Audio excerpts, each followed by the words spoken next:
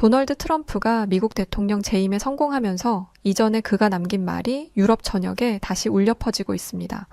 나토는 트럼프의 재취임이 새로운 악몽이 될 것이라며 절규하고 있는데요. 그 중에서 딱 한 나라만이 여유로운 미소를 짓고 있습니다. 바로 한국의 전차를 미리 사들인 폴란드 장교인데요. 그의 여유로운 미소 속에 어떤 비밀이 감춰져 있는지 생생한 경험담을 들려드리겠습니다. 친애하는 한국의 친구 여러분, 안녕하세요. 먼저 이 편지를 통해 여러분께 인사를 드릴 수 있어 영광입니다. 저는 폴란드 육군 소속의 소령 마르친 노바크라고 합니다. 현재 폴란드의 한 기갑사단의 기갑대대를 지휘하고 있으며 나토 훈련과 국방 현대화 프로젝트에서도 중요한 역할을 맡고 있죠. 그런 제가 왜 사연을 보냈나 궁금하실 텐데요.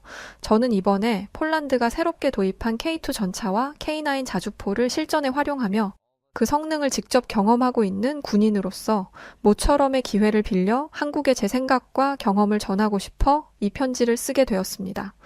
사연을 시작하기에 앞서 제 소개를 먼저 해볼게요. 저는 어린 시절부터 군인이라는 직업에 대한 꿈을 키워온 일명 군수저였습니다. 자세히 이야기할 순 없지만 저희 가족이 폴란드 역사와 밀접한 관계가 있는 데다가 특히 조국의 독립과 자유를 위해 싸워온 폴란드 군인들의 이야기가 저에게는 항상 영감이 되어 왔거든요. 특히 이건 비밀이지만 저희 조부는 2차 세계대전 당시 레지스탕스 활동을 했던 분이었답니다. 저는 할아버지의 영웅담과 같은 이야기를 들을 때마다 군인의 삶이 어떤 의미를 지니는지 깊이 생각에 잠기고는 한답니다. 아무튼 그렇게 자라난 저는 시간이 흘러 자연스럽게 장교로 임관하게 되었고 지금은 조국을 지키고 나토의 일원으로 국제 안보에 기여하는 데 큰 자부심을 느끼며 살고 있습니다. 저는 늘 제가 예상하고 준비했던 그대로 삶을 살아왔던 것 같아요. 그런데 딱 하나 그렇지 못한 게 있습니다. 솔직히 말하자면 저는 제가 이렇게 먼 나라 한국과 협력하게 될 줄은 꿈에도 몰랐거든요. 한국이라는 나라는 제게 상당히 낯설면서도 흥미로운 곳이었습니다. 제가 처음 한국과 관련된 내용을 접한 것은 한창 정신없던 군사훈련 중이었지요. 상급자로부터 폴란드가 K2 전차를 도입한다는 소식을 들었을 때 동료들과 저는 순식간에 다 같이 어리둥절한 얼굴을 하고는 왜 한국이지? 라는 질문을 던졌답니다. 그도 그럴 것이 폴란드 군인들은 주로 유럽산 전차나 나토 표준 장비에만 익숙하거든요. 심지어는 이제 우리나라가 돈이 없어서 싸구려 장비를 써야 하는 건가? 하는 생각까지 했다니까요. 그런데 저는 얼마 지나지 않아 바로 깨닫게 되었답니다. 우리 폴란드 군이 얼마나 현명하고 선지적인 판단을 했는지 말이지요. 직접 한국 장비를 운용하고 한국 기술진들과 함께 작업하면서 저는 그 질문의 답을 넘어서 한국의 놀라운 잠재력과 기술력에 깊은 감명을 받게 되었거든요. 단순히 전차의 성능을 넘어 한국의 무기는 설계에서부터 실행까지 효율성과 혁신을 겸비하고 있는 굉장한 물건이었습니다. 우리 폴란드군은 사실상 한국산 무기를 기점으로 우리 내부적 판단 가치에 있어 새로운 기준이 생겼다 해도 과언이 아닐 지경이니 말입니다. 저는 이 편지를 통해 한국의 방위산업과 기술력이 우리의 삶에 어떤 변화를 가져왔는지, 그리고 제가 이 과정에서 어떤 깨달음을 얻었는지 입이 닳도록 자랑하고 싶은 마음뿐이랍니다. 제일 먼저 폴란드가 왜 한국산 무기를 도입하게 되었는지를 설명드려 볼게요. 폴란드는 러시아의 위협이 실질적으로 다가온 이후 안보 전략에 대대적인 변화가 필요한 상황을 맞이하게 되었습니다. 더 이상 과거의 방식에 얽매일 수 없었고 이대로는 살아남을 수 없을 거라는 위기감이 들고 있었죠. 폴란드는 작고도 평화로운 나라이기 때문에 위기가 눈앞에 닥쳐도 그 위기를 제대로 볼 줄 아는 사람이 별로 없습니다. 하지만 우리 군에서는 달랐죠. 위기감을 느끼지 못하는 국민들을 우매하다고 생각했냐고 묻는다면 절대 그렇지 않습니다. 군의 역할이 그런 거니까요. 국민들이 위기감을 느끼지 못하고 안전한 울타리 속에서 편안한 밤을 보내게 하는 것 말입니다. 그걸 위해 우리 폴란드군은 현대화된 군사 장비, 빠른 대응력, 그리고 장기적인 동맹 관계를 고려한 전략적 선택을 해야만 하는 시점을 맞이하고 있었죠. 그러던 중 폴란드군의 상부에서 현실적인 안보 대책에 도움이 될 만한 나라를 선정하게 되었는데 그게 바로 한국이었어요. 그리고 폴란드가 선택한 한국과의 협력 전략에서 그 첫 결과물로 등장한 것이 바로 K2 전차와 K9 자주포였습니다. 사실 K2 전차라는 이름을 몇 번 들어보긴 했었던 것 같아요. 그렇다고 자세히 알지는 못했기 때문에 저는 사실 별로 내키지 않아 하는 마음이 더 크긴 했었습니다. 아무래도 너무 뜬금없는 동양인들의 무기라니 왠지 약할 것 같은 인상이 있었거든요. 그런데 실제로 본 전차는 제 예상과는 상당히 다른 모습이었습니다. 이렇게 말하면 과장이라고 생각하실 수 있겠지만 K2 전차는 그 자체로 하나의 예술품에 가까웠어요. 처음 이 전차를 운용했을 때 저와 같이 의구심을 가지고 있던 우리 부대원들은 모두 하나같이 기동성과 안정성에 그만 혀를 내두르고 말았습니다. 높낮이가 심하고 땅이 거칠은 폴란드의 다양한 지형 조건에서 K2 전차는 마치 지형을 읽는 듯한 능력을 보여주는 느낌이었거든요. 특히 수동형과 장치는 전차를 자유롭게 기울일 수 있게 되어 있어 경사로를 올라가거나 적의 포격을 회피하기에도 탁월하다는 인상을 주었어요. 저는 훈련장에서 이 전차가 진흙탕을 마치 구름 위인 것, 마냥 빠져나오는 모습을 보고 그 순간 비로소 왜 우리가 한국산 장비를 도입했는지 확신할 수 있었습니다. 물론 K9 자주포 또한 빼놓을 수 없죠. 포병의 심장이라고 불릴 정도로 K9은 정확성과 속도 면에서 군의 사기를 단번에 끌어올렸거든요. 기존의 자주포는 사격 후 재장전이 상당히 오래 걸렸고 목표물을 겨냥하기까지도 시간이 소요되는 것이 단점인 헤비한 무기였습니다. 그런데 K9은 강력한 사거리와 자동 사격 통제 시스템으로 적의 대응 시간을 최소화하면서 그 부담감을 확연히 줄여주었죠. 처음 K9의 연사 속도를 보았을 때 이 정도면 전장에서 시간을 다투는 상황에서 적을 압도할 수 있겠다는 자신감이 생기더라고요. 마치 게임 속에서 비싼 아이템을 얻은 어린아이 마냥 저는 마음이 들뜨고 잔뜩 신이 나기까지 했습니다. 하지만 단순히 무기의 성능만 뛰어난 것도 아니었습니다. 제가 한국 무기에 대해 가장 감명받은 점은 바로 효율성과 실용성이었어요. 한국의 장비는 투박한 유럽의 장비들과 달리 동양인들 특유의 섬세함이 깃들여져 있어 장비의 설계부터 전장 환경에서 어떻게 효율적으로 사용할지를 치열하게 고민한 흔적을 느낄 수 있었어요. 모든 디테일이 사용자의 편의성과 실제 작전을 중심으로 최적화되어 있다는 것을 알 수 있었죠.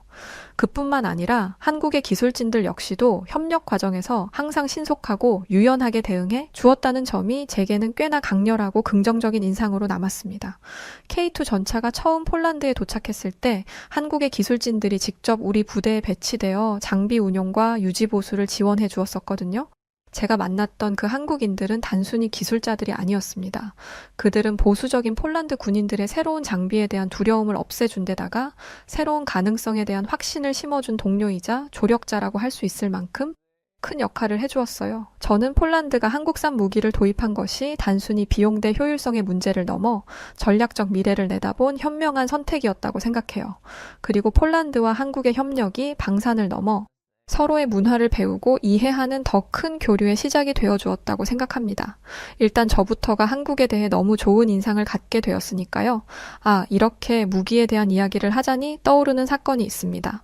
바로 제가 연합국가들과의 모의 훈련에 참여했을 때의 이야기인데요. 꽤나 최근 이야기예요. 그날의 훈련은 언제나 그렇듯 치열하고 긴장감이 넘쳤습니다. 그런데 이번 훈련은 특히 더 중요했죠. 유럽 내 주요 국가의 군사 장교들이 모여 실전과 같은 상황을 시뮬레이션하며 여러 나라의 다국적 부대가 협력해 가상의 적을 상대로 작전을 수행하는 훈련이었거든요. 지금 실제로 러시아와 우크라이나가 전쟁을 하고 있는 중인 만큼 최근의 훈련은 매번 실전과도 같은 긴장감을 주고 있답니다. 무튼 그런 긴장감 속에서 저는 이번 훈련 중 폴란드 부대의 지휘를 맡아 K2 전차와 함께 고지를 점령하는 임무를 수행하게 되었어요. 그런데 훈련이 시작되기 전 브리핑룸에서 사건이 터졌습니다. 작전 계획을 설명하던 도중 독일군 장교 중 한 명이 손을 들더니 딴지를 거는 게 아니겠어요?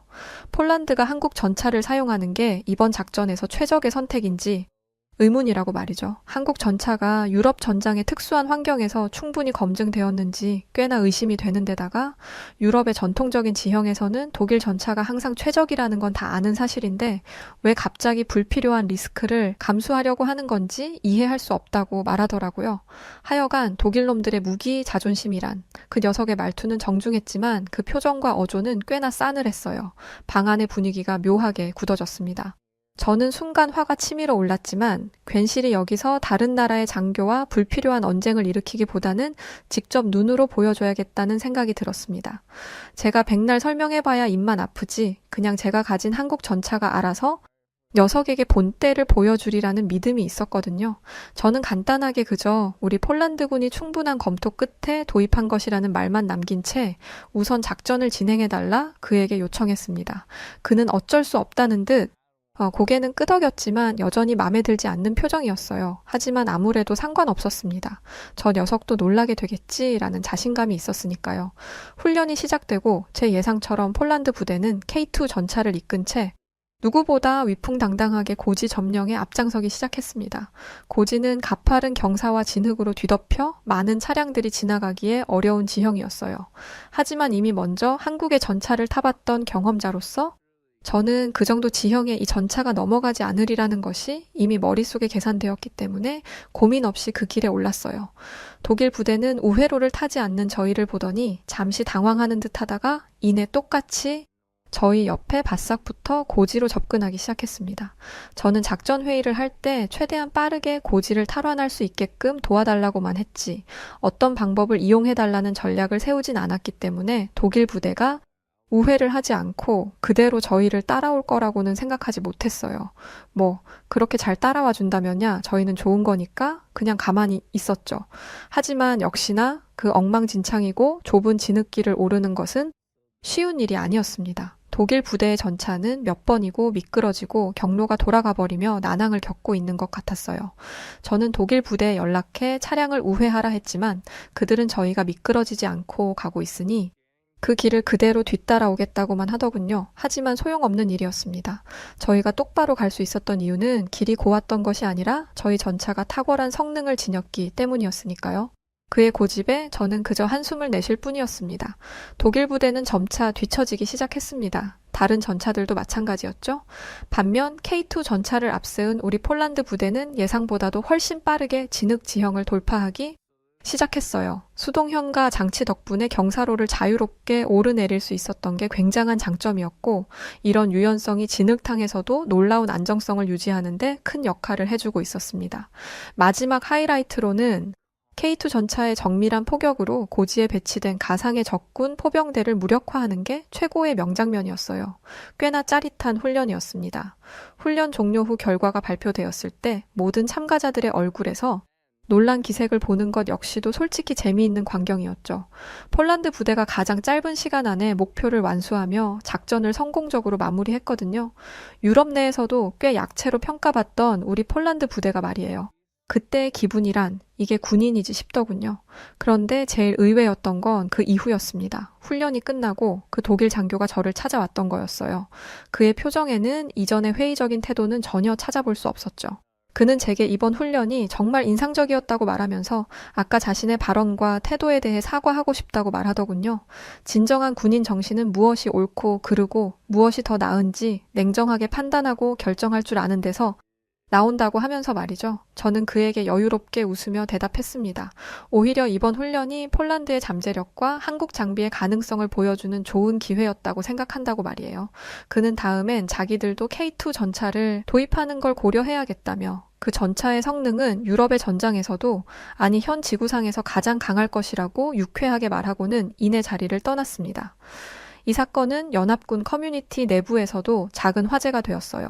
훈련에 참여한 다른 국가의 장교들 역시 K2 전차와 K9 자주포에 큰 관심을 보이며 폴란드와 한국의 협력을 재평가하는 분위기였죠. 그리고 저 역시 이 사건을 통해 한국 장비에 대한 신뢰를 더욱 확고히 할 수 있었어요. 숨겨둔 저만의 무기 같은 느낌이랄까요. 이번 경험은 단순히 전략이 얼마나 잘 짜여졌는지를 넘어 폴란드와 한국 같은 작은 나라들이 글로벌 방산 시장에서 얼마나 강력한 잠재력을 가지고 있는지를 보여주는 계기가 된 것 같았습니다. 그리고 제가 이런 훌륭한 파트너와 협력할 수 있는 폴란드 군인이었다는 사실이 무척 자랑스러웠어요. 사실 폴란드가 한국과의 방산 협력을 통해 K2 전차와 K9 자주포를 도입했다는 소식은 유럽 국가들 사이에서 계속해서 큰 반향을 일으키고 있어요. 유럽의 방산 시장은 전통적으로 독일, 프랑스, 영국 같은 주요 강대국들이 지배해 왔거든요.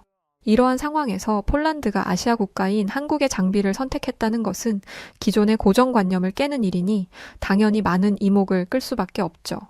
폴란드의 결정에 대한 유럽 국가들의 반응은 크게 두 가지로 나뉘고 있습니다. 일부 국가들은 폴란드의 선택을 실용적이고 현명한 판단으로 평가했죠.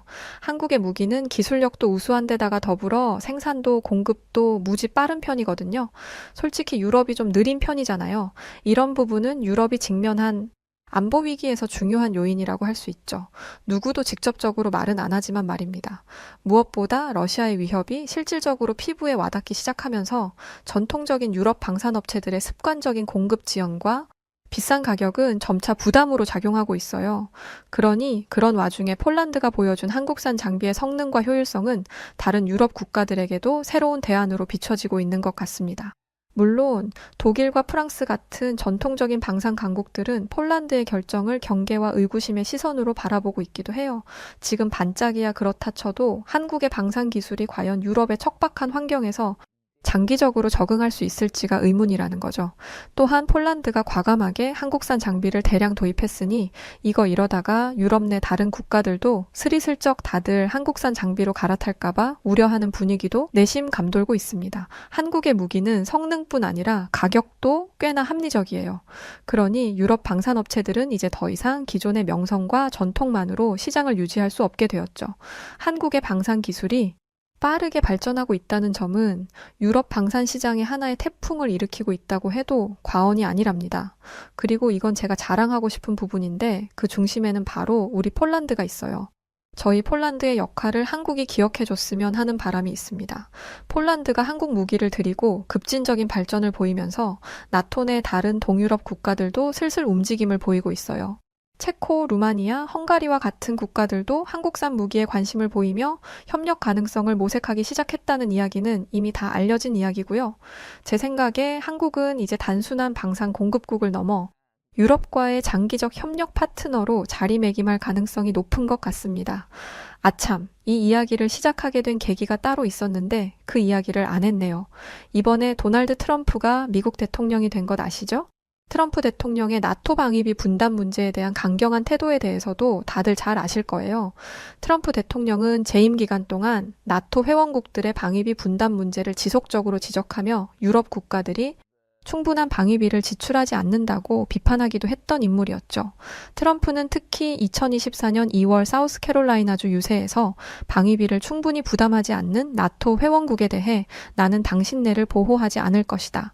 그들이 원하는 것을 내키는 대로 모조리 하라고 격려할 것이라고 발언하여 큰 논란을 일으키기도 했어요. 꽤나 충격적인 발언이었습니다. 여기서 말하는 그들이 바로 러시아거든요. 유럽 국가들은 논란으로 들끓기 시작했죠. 나토의 집단 방위 원칙에 대한 신뢰가 흔들리고 있었거든요. 특히 올라프 숄츠 독일 총리는 트럼프 전 대통령의 발언을 무책임하고 위험하다고 비판하며 나토의 집단 방어 원칙을 약화하려는 움직임은 러시아에만 이득이 가는 것이라고 강조하기도 했었습니다. 에마누엘 마크롱 프랑스 대통령 역시 유럽의 방위산업 강화를 촉구하며 유럽은 자체적인 방위 능력을 강화해야 한다고 강조하기도 했죠. 저희 폴란드도 마찬가지였어요. 도널드 투스크 폴란드 총리도 미국과 유럽의 긴밀한 방어 협력 문제에 대해선 어떠한 대안도 존재할 수 없다고 말하며 유럽의 안보 강화 필요성을 핏대 세워 외치기도 했습니다. 언론들도 트럼프 대통령의 발언에 대해 강한 우려를 표명하면서 영국 일간지 더 타임스는 그의 발언이 나토의 기상 알람이라며 나토 회원국들이 자국의 방위비를 재검토해야 할 것이라고 보도하기도 했었어요. 이쯤 되니 트럼프가 대통령이 된 것에 대해 유럽이 지금 얼마나 빨간불이 들어와 있을지 아시겠죠? 트럼프의 대선 승리는 곧 유럽 각국에게 스스로의 방위 능력을 강화해야 한다는 경각심을 불러일으키고 있어요. 사실 이는 폴란드가 한국과 같은 새로운 방산 협력 파트너를 찾게 된 중요한 배경 중 하나가 되기도 했죠. 나토의 동부 전선에 위치한 폴란드는 러시아의 위협에 대비해 보다 실질적이고 즉각적인 대응이 가능한 장비가 필요했거든요. 그런데 유럽 방산업체들의 장비들은 비용, 공급 속도, 기동성에까지 뭐 하나 완벽한 게 없었던 거예요. 그런데 이 공백을 메꾼 게 바로 한국이었습니다. 폴란드만 좋은 게 아니라 한국 역시도 이 시기가 좋은 기회가 될 거라고 생각해요. 폴란드가 한국과 협력하며 방산 현대화를 이뤄낸 것은 단순히 한 국가의 군사력 강화를 넘어 유럽 방산 시장의 새로운 장을 열었다는 점에서도 의미가 크다고 생각하거든요. 물론 준비된 자가 기회를 잡는다고 한국이 이미 엄청난 기술력을 가지고 있어서 스스로 빛난 사실이긴 하지만 말이죠. 이제 폴란드를 보며 유럽 국가들도 한국과 같은 비유럽 파트너와 협력해 더 나은 대안을 모색하기 시작할 거예요.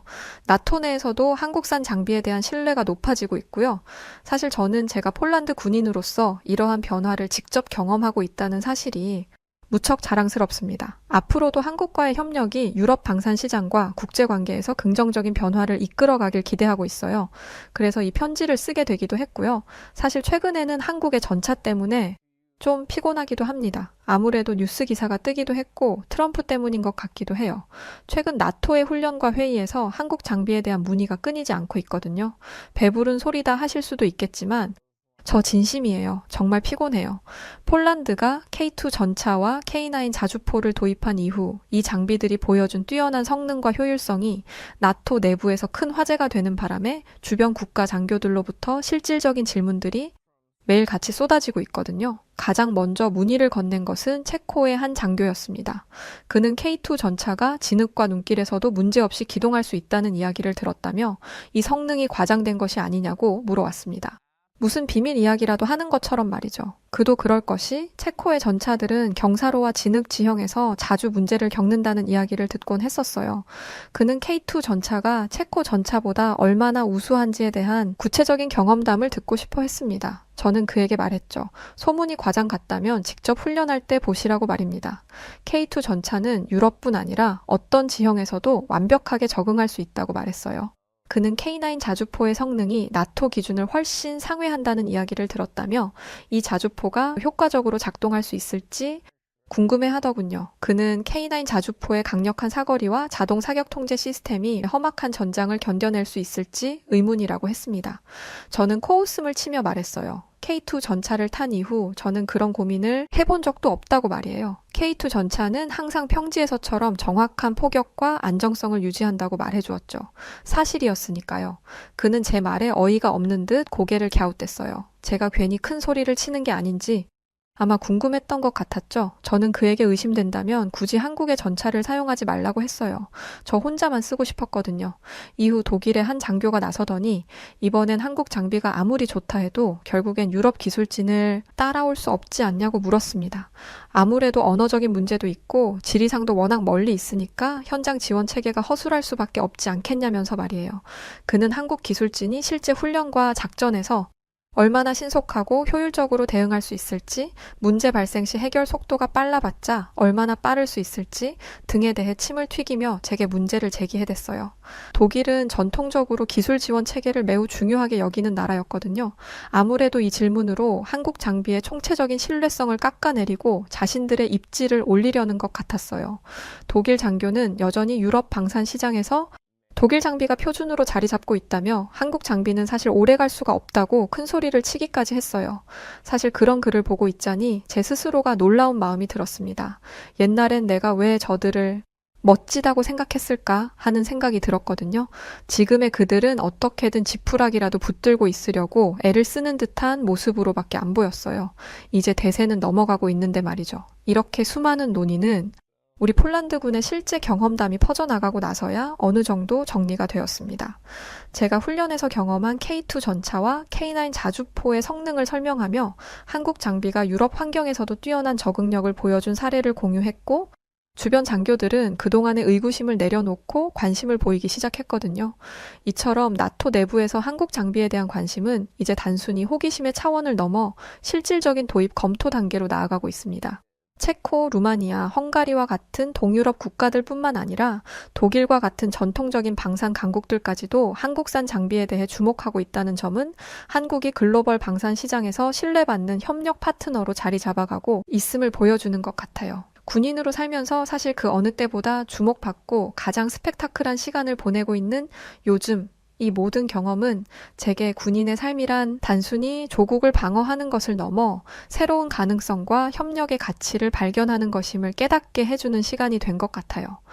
한국 장비를 통해 우리는 기술적 우위를 경험했을 뿐 아니라 미래를 향한 가능성과 새로운 도약의 불꽃을 발견할 수 있었고 저는 이 협력을 통해 폴란드가 나토 내에서 새로운 역할을 맡게 되었음을 자랑스럽게 생각하며 앞으로도 한국이 부디 저희에게 계속해서 멋진 무기를 수출해 주시기를 바라고 있습니다. 마지막으로 저는 한국의 국민과 방산업계가 이룩한 성과에 진심으로 경의를 표합니다. 여러분의 기술력과 협력 정신은 오늘날 세계가 직면한 도전 속에서 빛을 발하고 있으며 폴란드와 같은 나라들의 새로운 희망을 제시하고 있다는 점을 잊지 말아주세요. 앞으로도 한국과 폴란드가 함께 만들어갈 미래가 더욱 밝고 견고해지기를 기대하며 이만 글을 마칩니다. 자랑스러운 폴란드 육군 마르친 노바크 소령 올림. 안녕하세요. 여우튜브 송은지입니다. 여우튜브와 협업 중인 KS 오토플랜 소개를 잠시 하려고 해요. KS 오토플랜은 취약계층을 돕는 선한 기업입니다. 사회에 도움을 주는 기업과의 협업은 언제든 환영하죠. 구독자분들에게 저렴한 가격으로 차량을 렌트하실 수 있는 혜택을 드리기로 했답니다. 취득세, 자동차세, 정비비용, 보험료까지 모두 KS 오토플랜이 책임지니 월 저렴한 비용만 내시고 차량을 이용하시면 됩니다. 차량 구매, 장기 렌트, 단기 렌트 모두 다 가능하니까 언제든 차량이 필요할 땐 선한 기업 KS 오토플랜을 이용해보세요. 많은 분들이 이용해 주신다면 취약 계층에 있는 어려운 분들에게도 좋고 이용하시는 분들도 좋고 모두가 다 같이 좋은 일이라고 생각된답니다. 고정 댓글에 이용 방법과 구독자분들의 다양한 혜택 확인하시도록 남겨두겠습니다. 감사합니다. 미국 노스캐롤라 주립대학의 한 강의장에서 해외 여러 나라에서 왔던 학생들이 웅성거리기 시작합니다. 그런데 한국에서 왔던 한 여성은 강의장에서 큰 충격을 받고 뭔가를 준비하기 시작하는데요. 이내 이 한국인 여성으로 인해 대학에 있던 모든 학생들이 끝이 보이지 않는 긴 줄을 서기 시작했고 그 모습을 지켜보던 또 다른 여성은 그 자리에 주저앉아 눈물까지 흘리고 맙니다. 대체 무슨 일이 벌어지고 있었기에 이 사단이 나고 있던 것일까요? 오늘 사연 시작합니다. 안녕하세요. 저는 미국 노스캐롤라이나 주립대학에서 공부 중인 세르비아 출신 유학생 마야 푸시치라고 합니다. 저는 대학에서 인문사회학을 전공하고 있어요. 제 이야기를 하기에 앞서 제 나라 세르비아에 대한 이야기를 먼저 하자면 세르비아는 동유럽에 속한 나라이지만 유럽에서 가장 못 사는 나라이기도 합니다. 물론 어딜 가나 빈부격차는 있기 때문에 잘 사는 사람들이 있기는 하지만 적어도 저는 아니에요. 그런 제가 미국으로 유학을 올 수 있었던 이유는 후원 덕분이었습니다. 세르비아 출신의 한 사업가분이 고등학생 중 성적이 좋은 학생 몇 명에게 유학 기회를 준 것이었죠. 저는 덕분에 대학교 등록금과 약간의 생활비를 받으며 학교 생활을 할 수 있었습니다. 저는 대학에 잘 적응하지 못했어요. 처음에는 잘 지내는 것 같았지만 미국 파티 문화가 저와는 영 맞지 않더라고요. 신입생 시절, 학기 초에는 파티 참석이 필수입니다. 하지만 저는 파티에 가는 게 항상 부담이었어요. 드레스도 사야 하고 구두도 사야 하고 헤어스타일링에 화장까지 해야 할 게 너무나 많았는데 저는 그런 걸 할 돈이 없었거든요. 그래서 몇 번 파티를 거절했더니 나중에는 아예 초대조차 오지 않더라고요. 그러면서 동시에 제가 가난한 나라에서 온 가난뱅이라는 사실이 소문처럼 돌면서 제 귀에까지 그 소문이 들렸어요. 소문의 근원지는 저를 이상하다시피 미워했던 인도 유학생 란이었습니다. 라니는 저를 굉장히 싫어했어요. 아니죠. 저를 굉장히 무시했습니다. 라니는 인도에서 높은 계급이더라고요. 인도의 계급제인 카스트 제도가 사라진 지 오래라지만 실질적으로는 남아있는 상황이라고 합니다. 그래서인지 라니는 기본적으로 사람을 하대하는 경향이 있었어요. 그런데 라니의 곁에는 늘 사람이 있었습니다. 계급이 높은 만큼 돈도 많고 그만큼 돈도 잘 써서 누구나 라니와 함께 있고 싶어 했거든요. 하지만 딱 한 사람, 한국에서 온 유학생 세라는 달랐습니다. 세라는 저와 다른 과였기 때문에 1학년 때는 모르고 지내다가 2학년이 되어서 함께 교양 강의를 들으며 서로의 존재를 알게 되었어요. 세라는 어딜 가든 눈에 띄는 학생이었습니다. 다른 한국인들이 그렇듯 성적은 최상위권이었지만 범생이스러운 이미지는 없었어요. 놀 때는 또 화끈하게 노는 친구였죠. 누구나 세라와 친해지고 싶어 했습니다. 저를 그렇게 괴롭히고 동양인을 차별하던 인도인 라니조차도 말입니다. 그랬던 세라가 어느 날 제게 말을 걸었어요. 오늘 저녁에 함께 공부를 하는 게 어떻냐면서요. 저는 얼떨떨했습니다. 세라와 친해지는 건 생각도 못했던 일이었으니까요. 저는 저도 모르게 세라를 따라 도서관으로 향했습니다. 세라는 어딜 가든 저를 챙겼어요. 자신이 초대받은 파티에까지 말이죠. 저는 파티에 초대를 받았는데 함께 가자는 세라의 말을 거절했습니다. 하지만 세라는 계속해서 함께 가자고 하더라고요. 도무지 고집을 꺾지 않는 세라 때문에 저는 결국 왜 파티에 가고 싶지 않은지를 얘기할 수밖에 없었습니다. 세라, 난 파티에 입고 갈 화려한 드레스도 없고 파티에서 술을 마시며 놀 시간조차 없어. 그러니까 나를 제발 그만 내버려둬. 저는 가난 때문에 남들 다 하는 파티 한 번 못하는 제 자신이 너무 부끄러웠어요. 그리고 이런 제 현실을 세라에게 말하는 이 상황이 너무나 싫었습니다. 이날 이후 세라는 제게 파티에 같이 가자는 말을 단 한 번도 하지 않았습니다. 대신 저를 대신해 제 생일 파티를 열어주었죠. 생각하지도 못한 이벤트에 감격했던 것도 잠시 저를 지독하게 싫어하던 인도인 유학생 라니가 초대받지도 못한 파티에 나타났어요. 물론 라니는 초대받지 않고 가도 환영받는 존재이기는 했습니다. 라니는 제 생일 기념 파티임에도 불구하고 저를 투명인간 취급했어요. 그러고는 한국에서 왔던 세라에게 다가가더니 왜 이런 쓸데없는 일을 하냐고 묻더라고요. 아니 정말 궁금해서 그래. 진짜 순수한 궁금증이야. 왜 저런 애를 데리고 다니는 거야? 너 같은 애들은 나나 잘 사는 부잣집 미국 애들이랑 지내는 게 훨씬 이득하냐? 그러더니 은근슬쩍 습관적인지는 모르겠지만 한국에서 왔던 세라에게마저도 슬쩍 까내리는 듯한 말을 했습니다. 솔직히 나 옐로 스킨들은 안 끼워주는 거 알지? 그런데 너라서 끼워주는 거야. 너는 일개 아시안들과는 좀 다르게 똑똑한 편이니까. 알겠지? 이 얘기를 꺼내는 순간 주변이 조용해졌습니다. 라니가 인종차별주의자라는 건 모두가 알고 있었지만 이렇게 대놓고 피부색을 논한 건 처음이었거든요. 게다가 자기도 따지고 보면 아시안이면서 모든 아시안들을 자신보다 아랫사람 보듯 취급했잖아요. 마치 자신은 다른 아시안들과 다른 특별한 존재라고 말하는데 듣기가 거북했습니다. 하지만 주변 분위기가 가라앉은 것도 모르고 떠드는 라니에게 직접적으로 항의하는 사람은 없었습니다. 라니의 말은 미국 사회에서 매장당해도 이상하지 않을 수준이었는데도 말이죠. 그런데 그때 딱 한 사람이 라니의 말에 강하게 반응했습니다. 그건 바로 한국에서 왔던 세라였어요. 너 지금 뭐라고 말했어? 항상 생글생글 웃던 세라가 정색을 하고 말하니 라니가 움찔하는 게 보였습니다. 세라는 기회를 놓치지 않고 라니에게 말했어요. 세상이 변했어. 네가 살던 인도에서는 아직도 사람을 계급으로 나눌지 모르겠지만 적어도 자유국가인 미국과 내가 온 한국은 달라. 지성인이 맞다면 이 행동이 아주 부끄러운 짓이라는 걸 알아야 해. 그걸 모르겠다면 네 나라로 돌아가서 기초교육부터 다시 받고 와. 알겠니? 평생 예쁘다, 예쁘다 인도에서 공주님 대접을 받고 살았을 라니는 세라의 앞에서 입도 뻥끗 못했습니다. 여기에 세라는 쐐기를 박았어요. 너 이 대학에 왜 온 거야? 굳이 유학까지 온 이유는 좀 더 글로벌한 곳에서 세상을 보는 시야를 넓히기 위해서가 아니야?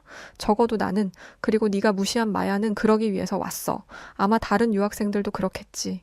세라가 주변을 돌아보니 이제야 주변에서 웅성거리는 소리가 나더라고요. 대부분이 저와 같은 유학생이었습니다. 그런데 너는 그런 데는 관심 없고 네 부모가 가진 돈 자랑이나 하면서 편 가르기나 하고 있지. 공주님 놀이를 하려면 인도로 돌아가는 게 어때? 라니는 무슨 할 말이 있는지 세라에게 반박하려는 듯 입을 벌렸지만 자신을 둘러싼 사람들의 눈을 발견하고는 아무 말도 못하고 얼빠진 얼굴을 하고는 자리를 피해 도망갔습니다. 라니의 인종차별적인 발언에 충격을 받은 사람들과 그간 말은 안 했지만 라니를 아니 꼽게 보던 사람들이 눈총을 보냈기 때문이었죠. 저는 세라에게 너무나 큰 감동을 받았습니다. 저를 위해서 목소리를 내준 세라에게 뭐든지 해주고 싶어졌어요. 그렇게 다음 날이 되었고 저는 세라에게 더더욱 감사한 마음을 가지게 되었습니다. 여느 때와 다름없이 조용히 강의실에 들어갔는데 누군가가 제게 인사를 걸더라고요. 지금까지 인사를 해주는 사람은 세라뿐이었는데 깜짝 놀라서 고개를 들어보니 제 생일 파티에 왔던 사람 중 한 명이었습니다. 어제는 상황이 그렇게 흘러가서 인사 못했는데 늦었지만 생일 축하해. 그러자 그 친구 주변으로 모두가 생일 축하해 라던지 초대를 받았으면 당연히 갔을 텐데 아쉽다 라는 등의 말을 했어요. 솔직히 이제야 이렇게 행동하는 모습이 가증스럽게 느껴졌지만 세라의 생각은 달랐습니다. 세라는 여전히 차별이 존재한다는 건 인정해야 하는 사실이고 그런 차별적 시선을 피할 수 없다면 그것을 깨부수는 사람이 되어야 한다고 가르쳐 주었죠. 저는 세라의 어른스러운 생각에 감탄했습니다. 그리고 세라와 함께 하는 것이 무조건 이득이라는 걸 확실히 깨달았죠.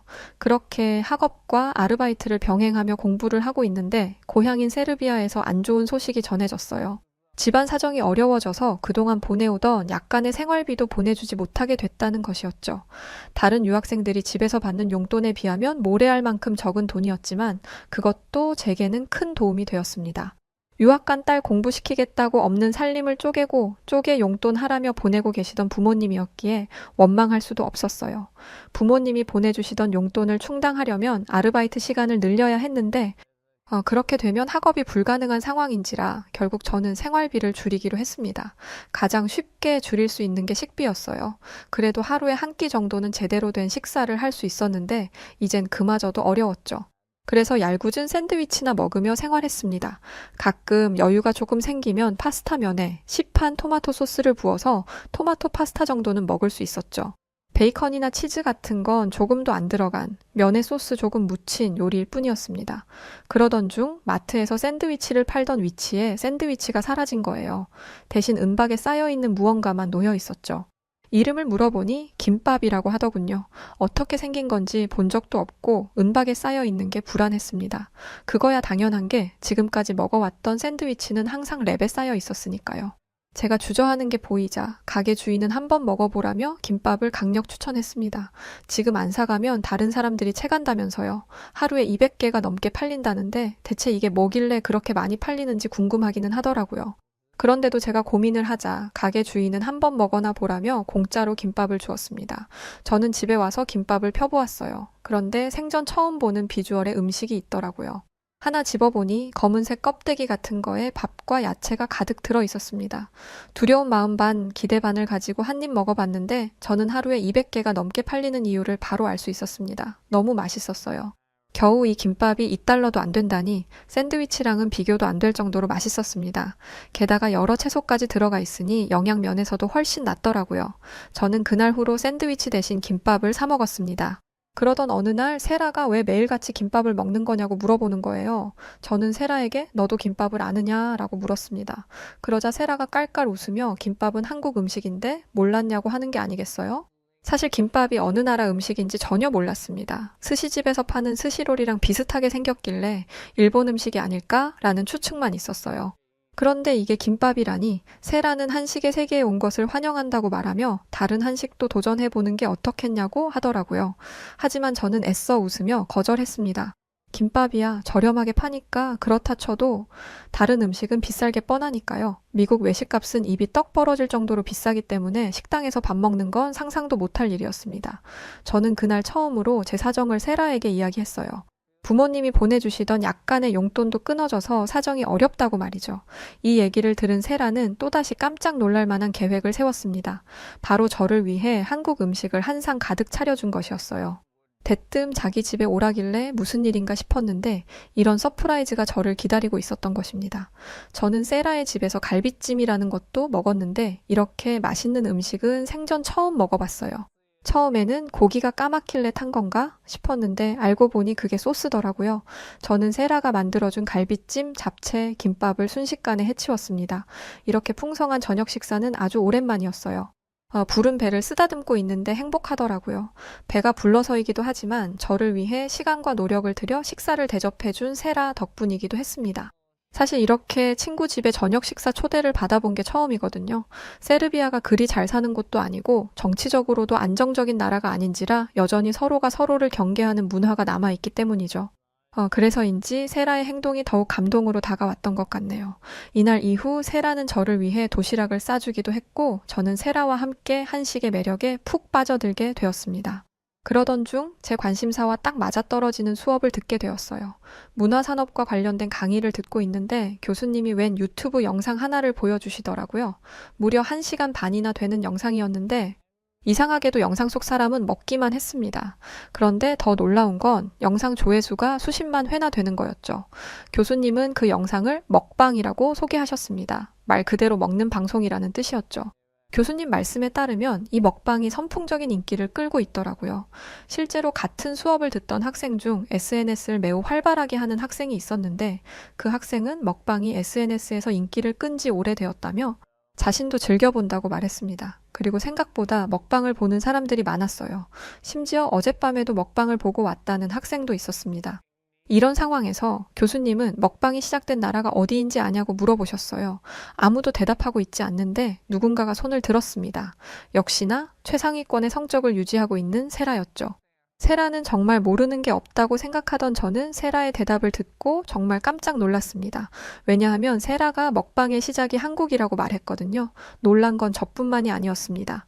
대다수의 학생들이 세라의 말을 믿지 못했고 계속해서 그게 사실이야? 진짜야? 라는 말만 반복했죠. 교수님이 유튜브로 한국 유튜버들의 영상을 직접 보여줬음에도 자신들이 즐겨보는 먹방이 한국의 것이라고 인정하지 못했습니다. 교수님은 이 상황을 지켜보면서 이게 바로 우리가 고쳐야 할 문제라고 말씀하셨어요. 미국인들은 자국에서 유행하는 것들은 모두 미국에서부터 시작된 거라는 이상한 자신감이 있다며 이제는 미국이 전 세계의 트렌드를 이끌어간다는 무조건적인 믿음을 버려야 한다고 말씀하셨습니다. 저는 교수님의 말이 틀리지 않는 말이라고 생각했어요. 실제로 미국인들은 세상의 중심이 미국이라는 생각을 은연중에 가지고 있거든요. 하지만 실상 넷플릭스와 같은 OTT 플랫폼을 휘어잡고 있는 것은 한국이었습니다. 심지어 OTT 플랫폼을 넘어서 유튜브 세계에서마저도 한국의 콘텐츠들이 굉장한 영향력을 가지고 있었던 거죠.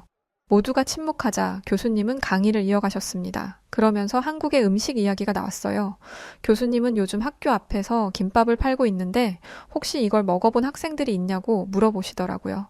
당연히 많은 학생들이 손을 들었습니다. 그리고 그들은 김밥이 한국 것이라는 것을 알고 또 한 번 놀랐어요. 다들 저랑 똑같이 일본의 스시롤이라고 생각했거든요. 교수님의 놀라운 말들은 여기서 끝나지 않았습니다. 한국의 K-드라마, 영화, 뷰티 등 한국에서부터 유행하던 것들이 이젠 세계로 뻗어나가 한국의 문화가 세계의 트렌드를 이끌어가고 있다고 말씀하셨죠.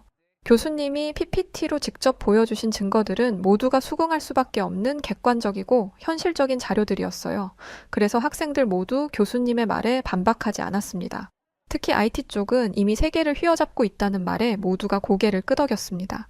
저는 한국이 문화산업 쪽에서만 경쟁력 있는 줄 알았는데 아니었더라고요. 그런데 딱 한 사람, 인도에서 온 라니만 교수님의 말에 한마디 던졌습니다. IT 업계 얘기가 나와서 하는 말인데 IT를 논하는데 인도가 빠질 수 없다면서 말이죠. 그러자 교수님은 라니가 반박할 수 없는 자료로 라니의 길을 확 죽여버리셨습니다. 인도의 IT 강하죠. 인도 역시도 IT 강국이 맞습니다. 하지만 학생이 놓치고 있는 게 하나 있네요. 학생이 걸고 넘어진 IT는 한국이 가지고 있는 수많은 장점 중에 단 하나일 뿐입니다. 그러자 라니는 지지 않고 교수님의 의견에 반박했습니다. 교수님에게조차 무례한 말투는 덤이었죠. 수많은 장점이 있으면 뭐 해요? 한국은 인도에 비해 인구수도 턱없이 부족하고 자원도 부족하지 않나요? 지금 한국은 지는 해 아닌가요? 우리 인도는 급상승 중인 나라인데 금방 앞서게 될걸요? 라니는 씩씩거리며 교수님에게 자신의 생각을 내뱉었습니다. 그런데 교수님은 라니의 말에 눈 하나 깜짝 안 하셨고 한마디를 하셨는데 라니는 이 말을 듣고는 강의실을 박차고 나갈 수밖에 없었어요. 뭐 자신의 나라를 좋게 보는 거야 있을 수 있겠죠. 하지만 지금 세계 문화 산업의 핵심은 한국이 맞아요. 인도, 잠재력 높은 나라긴 하지만 아직 멀었습니다. 학생이 한번 말해봐요. 인도의 문화 콘텐츠에 대해서요. 라니가 뛰어나간 뒤 세라를 보았는데 속이 다 시원하다는 표정을 짓고 있더라고요. 이날 강의는 모든 학생들에게 진한 인상을 남겼습니다. 세계 문화를 뒤흔들던 미국의 힘이 약해지고 아시아의 작은 나라인 한국이 세계 문화를 뒤흔들고 있다는 게 충격으로 다가왔던 것이죠. 대부분 미국 태생인 학생들은 이러다간 한국에게 모든 주도권이 넘어가게 생겼다며 앞으로는 미국도 긴장의 끈을 놓아서는 안 된다는 토론을 하기까지 했습니다. 반면 세라는 다른 곳에 집중하고 있었어요. 저에게 이러더라고요. 이렇게 많은 미국인들이 김밥을 일본 음식이라고 생각하는 사람이 많은 줄 몰랐다면서 유튜브만 봐도 한국 것이라는 게 나오는데 어떻게 이럴 수 있냐며 충격받은 듯 했죠. 세라는 뭔가 다짐한 듯 보였습니다. 한국인으로서 미국 문화에 퍼져 있는 한국의 문화를 한국 문화라고 오해 없이 정확하게 소개하는 게 필요하다고 생각했던 모양이었습니다. 그래서 세라가 추진한 것이 바로 학교 축제에서 한국을 주제로 하는 부스를 운영하는 것이었어요. 세라는 직접 한국에서 물건을 배송받아다가 부스를 준비하는 정성까지 보였습니다. 솔직히 이렇게까지 열심히 안 해도 되는데 세라는 이런 일마저도 진심이더라고요. 물론 저도 세라를 열심히 도왔습니다. 세라가 만든 부스에서는 한국 음식 체험하기, 부채 만들기, 한복 입어보기가 있었습니다. 열심히 준비한 덕에 많은 사람들이 관심을 보였고 학생들은 줄까지 서가면서 한국 문화 체험에 열심이었어요. 먹고 마시는 것도 바쁜 축제 기간에 고작 체험 부스에서 줄을 선다? 말도 안 되는 이례적인 일이었습니다. 한복 체험을 한 학생들은 한복의 아름다움에 푹 빠졌다며 왜 이 아름다운 드레스를 판매하지 않는 거냐며 세라에게 하소연을 하기도 했어요. 한국 음식 체험하기를 해본 학생들은 한식처럼 건강해 보이는 음식은 처음 본다며 앞으로는 파스타나 피자 같은 것 말고 한식을 먹어야겠다고도 했죠. 그러면서 저에게로 와서는 귓속말로 이렇게 말하더라고요. 야, 너 세라랑 친하지? 그러면 세라가 너한테 한국 요리도 많이 해주고 그래? 제가 그렇다고 고개를 끄덕이자 부럽다며 오두방정을 떨었죠. 저는 세라가 제 친구라는 것이 너무나 자랑스러웠습니다. 또 동갑이지만 존경스러웠어요. 자신의 나라에 대한 자부심을 가지고 세계 사람들에게 그 문화를 자랑하는 게 결코 쉬운 일은 아니니까요. 그런데 제가 세라에게 존경심을 갖게 되는 또 다른 사건이 생겼습니다. 큰 인기를 끌었던 세라의 부스는 축제 기간에 운영되었던 부스 중 최고 금액을 벌어들였습니다. 그런데 세라는 그 금액의 순이익을 모조리 저에게 주었어요. 저는 대체 뭐 하는 것이냐며 이 돈을 받을 수 없다고 거절했지만 세라는 여느 때와 다름없이 단호했습니다. 그리고 제게 돈을 건네주는 세라의 말을 들은 저는 그 자리에 주저앉아 눈물을 펑펑 흘릴 수밖에 없었어요. 아버지가 일하시다가 다치셨다는 얘기를 우연히 들었어. 일을 못하시는 상황이라 집안 사정이 어려워진 거잖아. 큰 돈은 아니지만 이게 도움이 됐으면 좋겠어. 꼭 받아줘. 내가 이 부스를 운영한 건 한국 문화를 알리기 위함이기도 하지만 마야 너를 위해서이기도 해. 한국에서는 함께 밥을 먹는 사람을 한솥밥 먹는 식구라고 이야기하는데 너는 이미 나에게 가족이고 소중한 벗이야. 이 말을 듣는데 어떻게 감격하지 않을 수 있겠어요. 사실 제 아버지가 일하시는 공장에서 화재가 나서 아버지는 피부 이식까지 받는 큰 수술을 하셔야 했어요.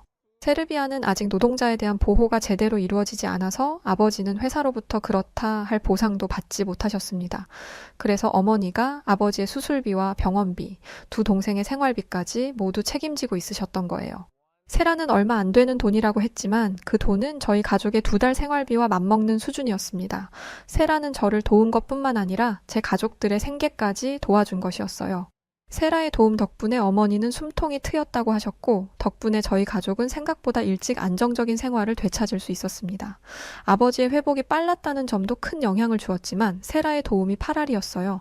저는 원수는 잊어도 은혜는 잊지 말라는 말을 항상 마음에 새기면서 살아왔습니다. 세라를 만난 이후 저는 세라에게 도움만 받았고 은혜 입은 사람이 되었어요. 저는 처음 세라를 만났을 때 다짐했던 대로 세라를 위해서라면 무엇이든지 하려고 합니다. 물론 세라는 친구끼리 뭘 그러냐고 하겠지만 말이죠. 사실 대학에서 한국 부스를 준비하고 세라와 부스를 운영하고 있을 때 세라에게 왜 이렇게까지 열심히 한국을 홍보하냐고 물어본 적이 있었습니다. 그때 세라가 했던 이야기가 정말 머리에 깊게 남아있어요. 세라는 저에게 이렇게 말했습니다. 프랑스는 프랑스가 미식의 나라라는 점을 아주 오랜 세월에 걸쳐 이미지 메이킹을 했었어. 강의 때 김밥을 친구들이 다른 나라 걸로 오해하는 걸 보고 우리 한국도 이런 시간이 필요하다고 생각했어. 그리고 한국의 좋은 것들을 경험한 사람들은 본고장에 대해 궁금해하기 마련이잖아? 난 그 부분을 공략하려고 생각한 거야. 세라에 대해서는 모르는 게 없다고 생각했는데 세라는 항상 제 예상과 기대를 깨뜨리는 구석이 있었습니다.